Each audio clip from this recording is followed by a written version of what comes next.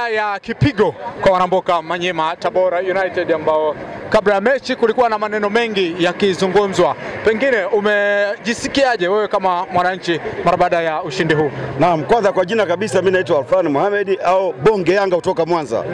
Najisikia furaha sana kwa sababu hawa waliongea sana. Waliongea sana kwamba wao wanaweza wakaita mazoea. Sasa sisi wao tutaki mazoea. Na kwa taarifa hii watukome. Bonge Yanga kutoka Mwanza. Umesafiri kilomita kadhaa kutoka jijini Mwanza. Ulitarajia ushindi huu, pengine ulijua tu kwamba yanaweza kutokea aliyotokea Chamazi? Nilitarajia kwa kikosi nilicho nacho. Nilikuwa na uhakika 100% kwa sababu Yanga haiwezi kufungwa mara mbili na timu ndogo kama hizi. Hata kubwa, wewe kubwa wenyewe anakimbia je kwa hawa? Lazima kila mtu akimbie na kwa Yanga hii. Kuna watu wamekimbia? Si Simba wamekimbia. Na tucheze nao tena, si hatutaki hiyo.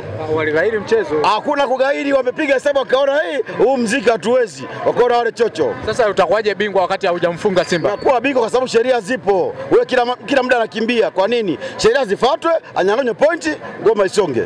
Unataka upate pointi za mezani. Ndio maana yake si wanakimbia watuogopa. Sasa hivi tunaweza hadi wanawake wanafunga je kwa sisi. Christina Mwagala alizungumza maneno mengi sana kabla ya mchezo huu, akasema Yanga leo hakuna rangi mtaacha kuiona. Pengine maneno haya yameshamrudia mwenyewe. Yeye ndio kaiona hiyo rangi sasa. Alafu sisi Yanga tunapiga kwenye mdomo. Tumempiga kwenye mdomo. Panapouma. Panapouma. Na kama hataki tunapiga na kwenye masikio ili asikie vizuri. Hii ni mpya mzee. Nakwambia tunapiga kwenye mdomo, usiposikia tunapiga kwenye masikio. Ili usikie vizuri. Usikie vizuri. Pengine sasa mara baada ya ushindi huu unaona muendelezo wa kikosi licha ya kwamba kuna nyota hawajawepo wakiendelea kupata ushindi. Hii Yanga baba hii.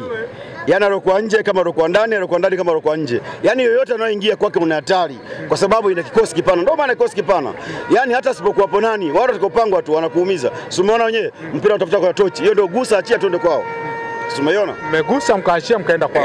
Tumefika kwao. Amekumbatiwa na Melio. Basi mimi nikushukuru sana. Haina no. Asante.